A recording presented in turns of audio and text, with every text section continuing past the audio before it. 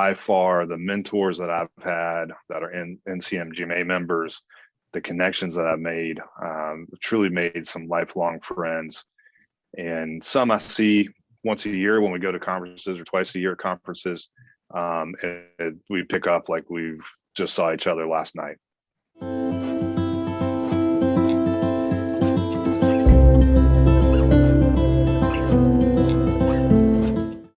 After being to so many conferences, it's kind of hard to say that there's, and true, NCMGMA has not always done just conferences. We've done road shows. We have advocacy days. So if I had to pick out something that I thought was memorable, I think advocacy days.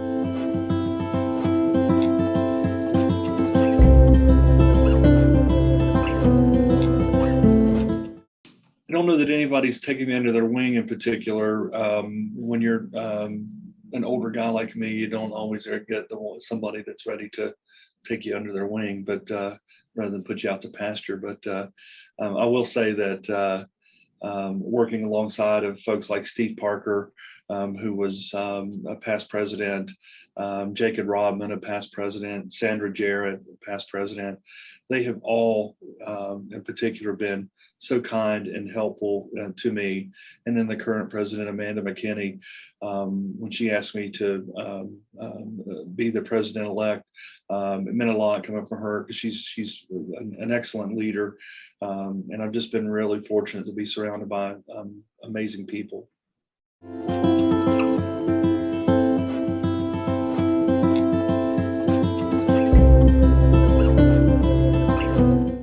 I think it has to do with being able to network with other practice administrators, people in different roles within the state.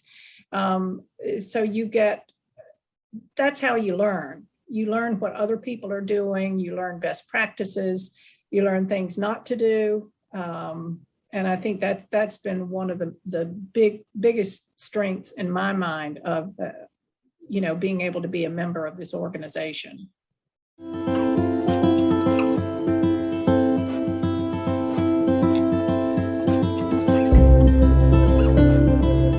When I was president, one of the years I was president, we were raising money for the scholarship fund. And I kind of threw out a bet that if we could raise a certain amount of funds, that I would jump into the pool fully clothed. And lo and behold, we raised those funds. And so I went headfirst into the pool. And then to make it even more interesting, I decided to make a personal donation if the incoming president, Fran Simbrit, would allow me to throw her in the pool, and she and I proceeded to go in the pool together. And that memory will always stand out to me.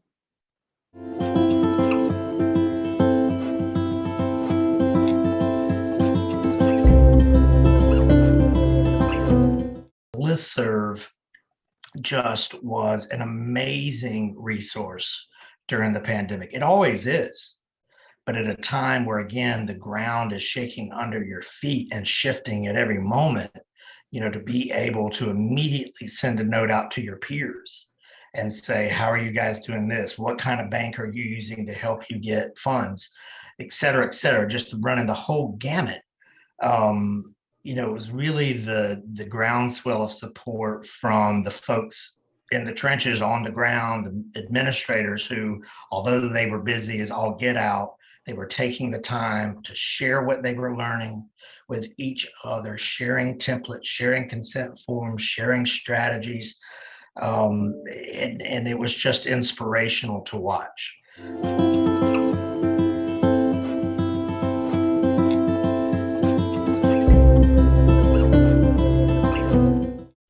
The other thing that we had to overcome was the fact that over 60% of our membership was female, but we had no female members in the leadership of the association. And so as we move forward, we tried intentionally to move more of our female managers into powers in the association. And I'm happy to say that I believe North Carolina was one of the first state associations to elect a female president across the countries.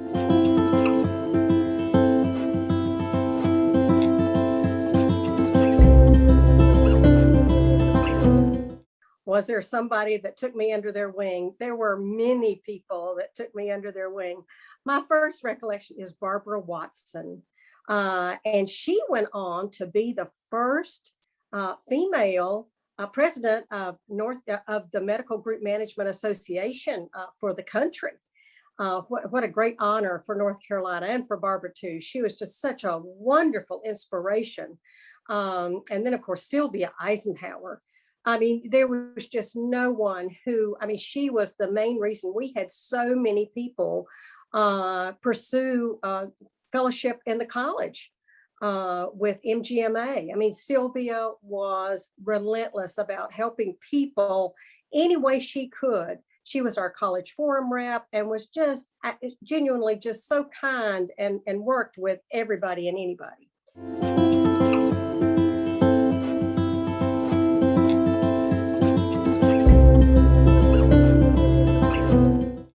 But when I thought about this question, one of the funniest things I thought about was something that Linda Wooten and I laugh about anytime we see each other, and even sometimes when we tell a story, because it's really funny.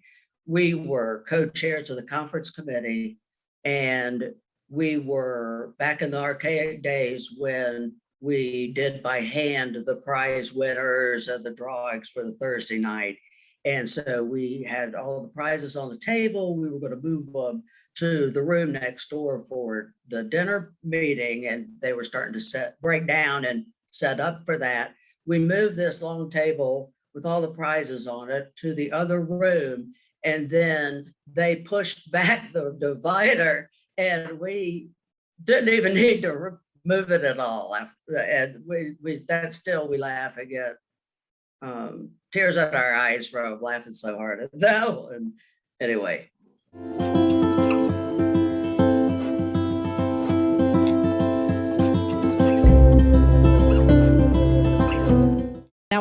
I sit there and thought about, well, now what year did I go? And I'm pretty sure it was somewhere around 96 or 97.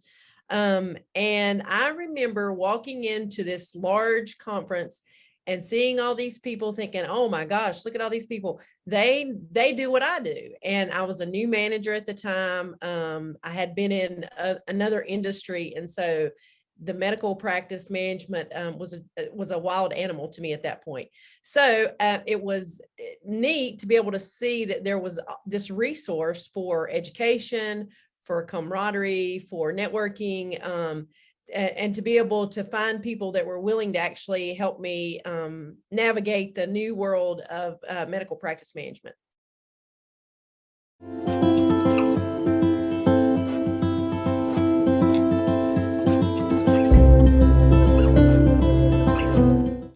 Was when Kim Hara Becker had my husband sing My Girl with the band, and it was my birthday. It was wonderful.